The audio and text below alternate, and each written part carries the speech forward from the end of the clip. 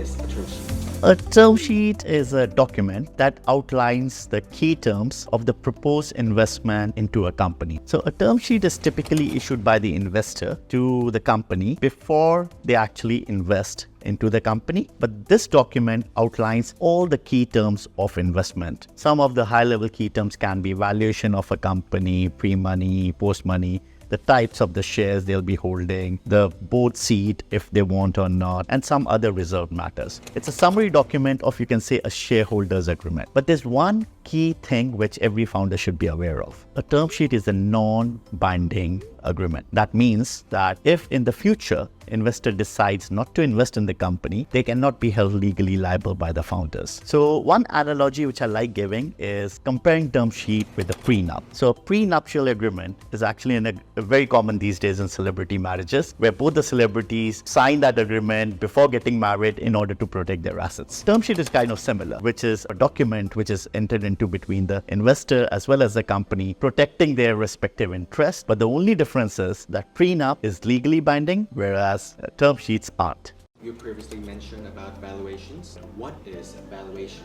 Well, any founder who ever receives a term sheet can resonate with me that the valuation is the first thing they check on that document. Now, what does this mean? The valuation of the company, as the name suggests, means the value of a company at a given date. Now, typically valuations are two types. One is a pre-money valuation and the second is a post-money valuation. Now, pre-money valuation is a valuation of the company at a given date prior to receiving investments into the company. And what is a post-money valuation? Simple.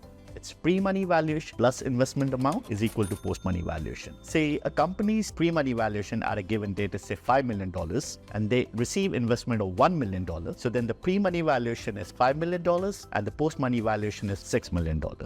How do you arrive at the pre-money valuation? That's a great question, and we get it quite often as well. On a broad basis, there are three different methodologies that are commonly used. One is the discounted cash flow. That means that based on the business plan of the company, what free cash flows are they expected to generate in the coming years, and that is discounted based on the inflation rate to present value, and then the value of the company is determined. The second one, and the more common one I'll say, is trading multiple, where a certain multiple is taken of either the revenue numbers or the EBITDA numbers to arrive at the valuation of the company. This multiple number varies per industry. Some industries have lower multiple, whereas some have higher. So depending upon the averages of those industries, you take that multiple number. And the third is precedent transaction, where you see the price paid for similar companies in the past and use that number as a benchmark. So if I have to summarize, one is the discounted cash flows, the second one is trading multiple, and the third one is precedent transaction.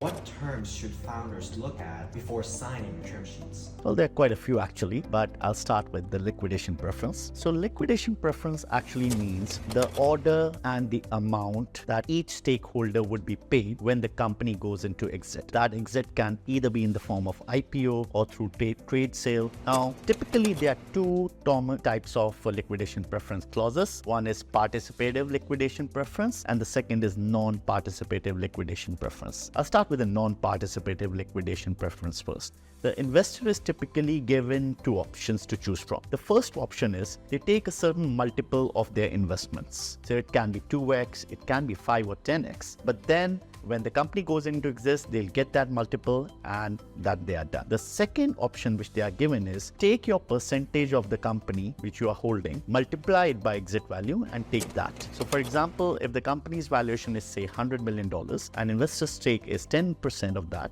so then they'll get $10 million of the proceeds. So they can choose either between the multiple or the percentage. Now this multiple is typically agreed before the investments.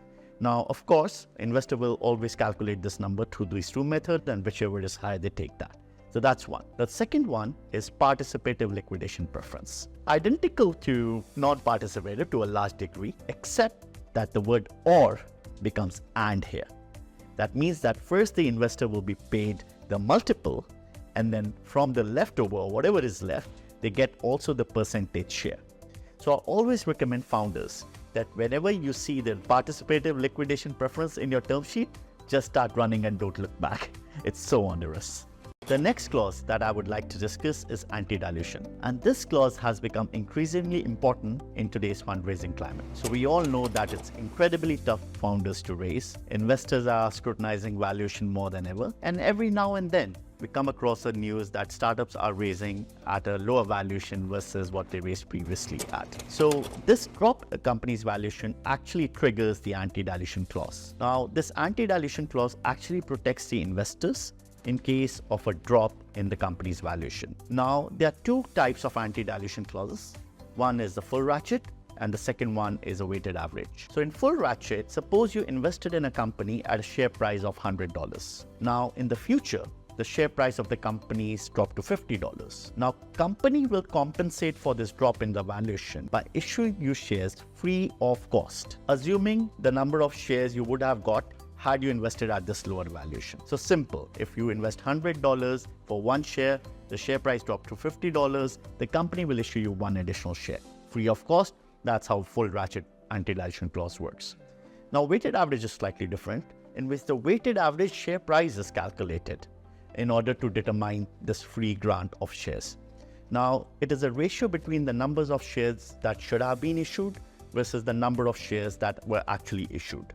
Now, because of this mathematics behind this weighted average formula, it has a lower impact on the founders versus what full ratchet has on the founders. So if I have to summarize it, the full ratchet clause is actually pro-investors, whereas the weighted average clause is more pro-founders. That means it favors the founders more. The next clause that I would like to discuss is tag-along, drag-along rights. Tag-along rights are actually for the protection of the minority shareholders in the company, while drag-along rights protect majority shareholders in the company.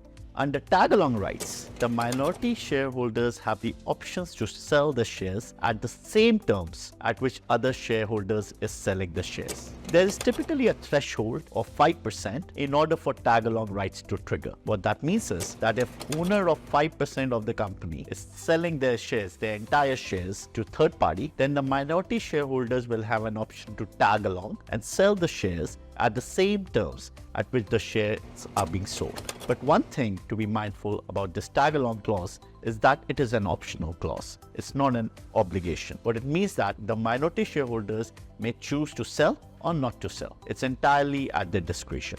But if they want, they can force the buyer to buy their shares also at the identical terms. Now, under drag-along clause, the majority shareholder can force the minority shareholders to sell the shares at the same term at which that shareholder is selling.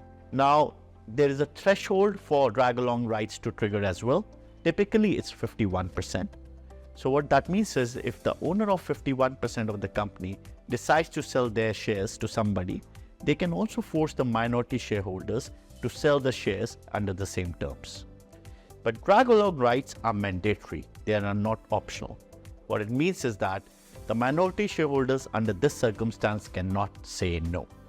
So, if I have to summarize, tag-along rights are optional rights, but they protect minority shareholders, while drag-along rights are mandatory rights and they protect majority shareholders of the company. The next clause that I would like to discuss is called redemption rights clause.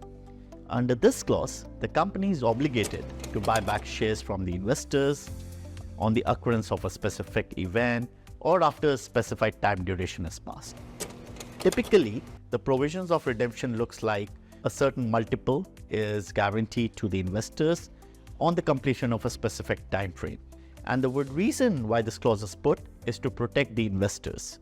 So because sometimes the company becomes profitable, but they are too small to either IPO or they are not able to sell.